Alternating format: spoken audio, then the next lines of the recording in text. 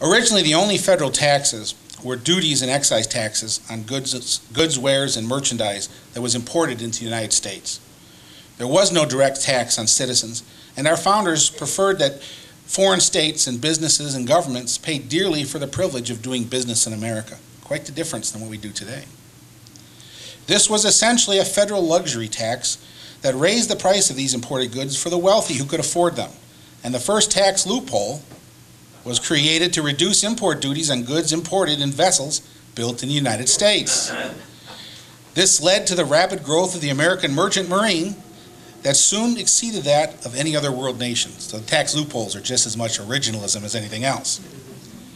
In the presidential campaign of 1800, Thomas Jefferson ran on a very simple platform that should appear familiar in some respects to the voters in this year's midterm election. Jefferson said, "I am for government, rigorously frugal and simple, and for retiring the national debt, eliminating a standing army, and relying on the militia to safeguard our internal security, and keeping the Navy small, lest it drag the nation into eternal wars overseas. I am for free commerce with all nations, political connections with none." He later said in another speech at the time that taxes should be proportioned to what may be annually spared by the individual. Again, fairness was on the minds of our founding fathers. Only today, even the most vociferous among the deficit hawks dare not suggest the obvious Jeffersonian approach to dramatic reductions in defense spending, the single largest program in our federal government. In Jefferson's second inaugural address in March of 1805, he told Congress, "The remaining revenue on the consumption of foreign articles is paid cheerfully by those who can afford to add foreign luxuries to domestic comforts. Being collected on our seaboards and frontiers only and incorporated with the transactions of our mercantile citizens, it may be the pleasure and pride of an American to ask, what farmer, what mechanic, what laborer ever sees a tax gatherer in the United States?" It will no doubt surprise many people here today that the national sales tax was debated by early congressmen, but it was never passed because of its potential impact on the American economy and, again, the issues of fairness. The argument went that common sense would dictate such a tax not be applied to the tools of production or the business supplies and materials or to services needed for business, and that the necessities of life, such as shelter, food, clothing, and medical expenses, be outside of any such tax. And remember, this is back when you really could barter your doctor's bill with a chicken. Based on the constitutional requirement that direct taxes shall be apportioned among the several states which may be included within this union according to the respective numbers, that's right off the Constitution, these early Congresses imposed what amounts to a mandate to balance the federal budget in each subsequent year whenever expenditures exceeded the revenues. It was called the fair share formula, and it worked by apportioning the unmet debt to the states proportional to their respective members of Congress. The larger the state, the more congressmen you had, the larger your proportioned direct payment back to the federal government was. It was not used very often in the early days because of how well we did on those foreign duties. But it was used in order to pay off the Revolutionary War in 1798 and to help pay off the debt of the War of 1812. It wasn't until the Civil War that the much bigger federal revenues really became an issue, and the extraordinarily expensive, not only the Civil War, but the beginnings of government domestic programs, which came during and after the Civil War, began to inflate the federal budget. The power of direct tax upon the states still exists in our Constitution. It's never been repealed, but it's no longer utilized. Political consternation and the inability to arrive at a suitable compromise during the tumultuous years following the Civil War meant that it took our government nearly half a century to solve this problem. The 16th Amendment, the one that creates the income tax, was ratified just prior to World War I on February of 1913. And it established our income tax, but it did not repeal the apportionment of federal liabilities. We just usurped its use.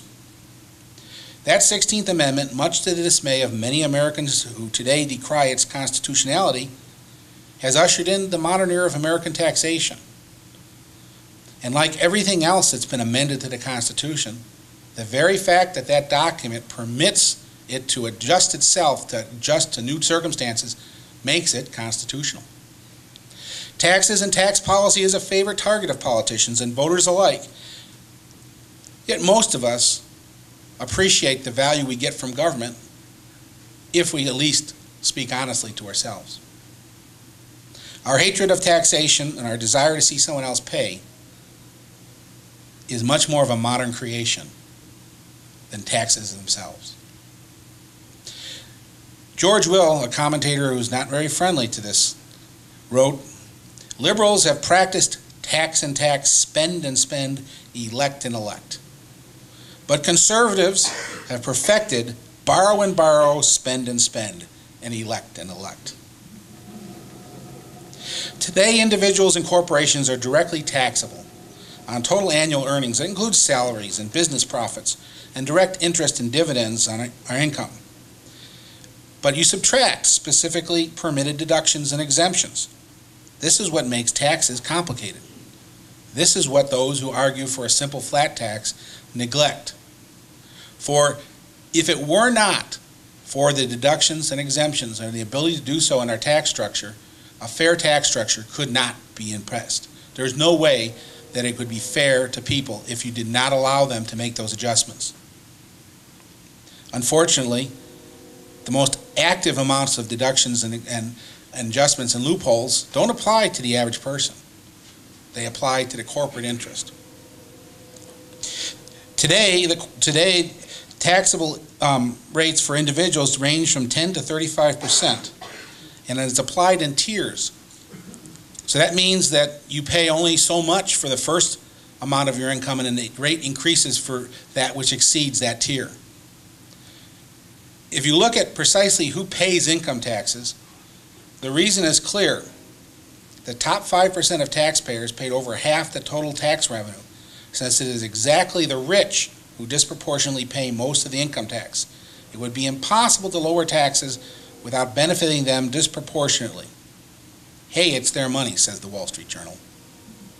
Well, thanks to today's mildly progressive rate structure, this system has resulted in the wealthiest Americans paying the largest portion of income tax, while some object that such progressive tax rates serve as a disincentive to the wealthy. Economic statistics belie that position. Over the last decade in America, no group has benefited more economically than the wealthy, and their desire to become even more wealthy shows no sign of diminishing. In 2007, the most recent year that IRS data is available, over one-third of all American wealth belongs to the top 1% of our citizens, while the top 10% of all Americans control more than 70% of the nation's wealth. And the poorest 154 million Americans, half our populations, live on barely 2.5% of this nation's wealth. I ask you, were it not for progressive taxation, how can you reasonably expect that 154 million Americans to absorb the cost of running a government? If the wealthy want to share that wealth and bring people up to a more equalized proportion of the wealth, I think there's no question that they would be more than willing to pay their taxes. But you can't pay what you don't have. The wealthiest 10% of Americans own more than 90% of all stocks, bonds, and mutual funds. The opportunity for that poorest 154 million Americans moving up to join the 80 million American middle class, and that's a group that's shrinking, is slim and getting slimmer. Less than 1 out of 20 will make it, shattering the once popular American dream of upward mobility. That dream is one that's fleeting unless we do something about it in America today.